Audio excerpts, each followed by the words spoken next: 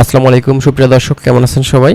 আশা করছি সকলে ভালো আছেন। আজকের ভিডিওতে আমরা ওমানের বর্তমান ভিসার পরিস্থিতি সম্পর্কে কিছু গুরুত্বপূর্ণ তথ্য দিব এবং এর পাশাপাশি ওমানের কাজ সম্পর্কে আপনাদের কিছু বিষয় আমরা জানাবো। যারা বাংলাদেশ থেকে ওমানে ঢুকতে চাচ্ছেন তাদের জন্য আজকের এই ভিডিওটি। অবশ্যই ভিডিওটি আপনারা সম্পূর্ণ দেখবেন। ওমানে বিভিন্ন ধরনের গুরুত্বপূর্ণ তথ্য এবং ওমানের সর্বশেষ আপডেট এবং ওমানের কাজ সম্পর্কে কিছু গুরুত্বপূর্ণ বিষয় সম্পর্কে আপনারা এই ভিডিও থেকে জানতে পারবেন।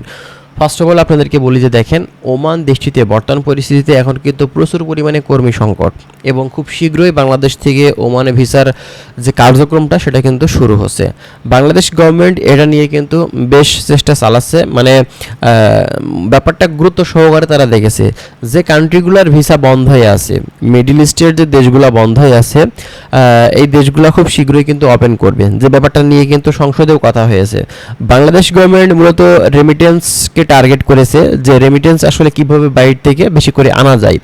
তো এক্ষেত্রে যে দেশগুলো বন্ধ হয়ে আছে সেই দেশগুলোর যদি ভিসার দোয়ারটা আবারও খোলা যায়, এক্ষেত্রে কিন্তু ভালো পরিমাণে রেমিটেন্স বাংলাদেশে আবারও কিন্তু ঢুকবে। তো কথা হচ্ছে বাংলাদেশ থেকে এখন মূলত ওমান যার ব্যাপারে একটা জিনিস আমরা দেখতে পাচ্ছি, দীর্ঘদিন ধরেই কিন্তু ওমানের ভিসা বন্ধ হয়ে আছে এবং এই ওমানের মূলত সেখানে বিভিন্ন যে কোম্পানিগুলো আছে সেখানে কিন্তু প্রচুর পরিমাণে কর্মী সংকট এবং আমাদের থেকে ওমানিদেরই কিন্তু বাংলাদেশি কর্মী বেশি প্রয়োজন, কারণ তারা কম খরচে সেখানে কর্মীগুলো আনতে পারছে এবং কম খরচে তারা কিন্তু কর্মীগুলো সেখানে রাখতে পারবে, যেখানে অন্যান্য দেশের কর্মী রাখতে গেলে কিছু পরিমাণে খরচ কিন্তু তারা বেশি দিতে হয়। তো এই ক্ষেত্রে বাংলাদেশি কর্মী তারা যেহেতু ইজিলি কম খরচে পাচ্ছে, সেজন্য কিন্তু বাংলাদেশি কর্মী আপনার তাদের কাছে চাহিদা বেশি এবং বাংলাদেশি কর্মী কিন্তু অনেক পরিশ্রম করতে পারে অন্যান্য কান্ট্রির থেকে। এজন্যই কিন্তু বাংলাদেশি কর্মীদের সব জায়গাতেই মূলত একটা সুনাম আছে, যেমনটা সুনামও আছে তেমনটা কিন্তু বদনামও আছে।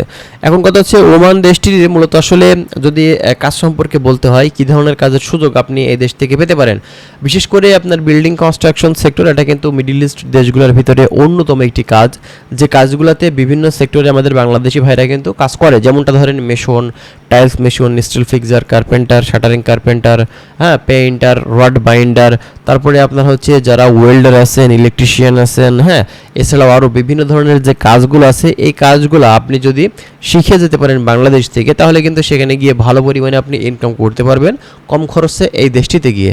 তো এখন কথা হলো এই দেশটিতে যাওয়ার যে প্রসেসটা সেটা কিন্তু আমরা খুব শীঘ্রই দেখতে পারবো। যে ব্যাপারটা আমরা আপনাদেরকে অবশ্যই জানিয়ে দেবো। এই মাসের ভিতরে কিন্তু ভিসা খোলার সম্ভাবনা এখন পর্যন্ত ফাইনালিভাবে বলা যাচ্ছে না, কারণ এটা যে কোনো সময় স্টার্ট হতে পারে। আর বুঝতেই পারছেন 21 তারিখে তারেক রহমান মালয়েশিয়াতে যাচ্ছেন সফরে এবং সেখান থেকে মালয়েশিয়ার কলিং ভিসার ব্যাপারগুলো ফাইনাল সিদ্ধান্ত নেবার পরে পরবর্তীতে তারা কিন্তু মিডল ইস্টের দেশগুলোর দিকে হয়তো বা দৃষ্টি আকর্ষণ করবে, আমরা যতটুকু আশাবাদী। ঠিক আছে, তো এই ব্যাপারে কোনো সন্দেহ নেই। তো আমরা চেষ্টা করবো আরও বিভিন্ন ধরনের গুরুত্বপূর্ণ তথ্যগুলো প্রতিনিয়ত আপনাদেরকে দেওয়া, তার জন্য অবশ্যই আপনারা আমাদের চ্যানেলের সঙ্গেই থাকবেন। তো ভালো থাকবেন। আজকের ভিডিওটি আমরা এখানেই শেষ করছি। যদি আপনাদের কোনো কিছু জানার থাকে ওমান সম্পর্কে, অবশ্যই আপনারা কমেন্ট করতে পারেন। আমাদের কমেন্ট বক্স খোলা আছে, আপনারা প্রতিনিয়ত কমেন্ট করবেন, কী বিষয়ে জানতে চাচ্ছেন সেটা আপনাদেরকে আমরা অবশ্যই জানিয়ে দেবো।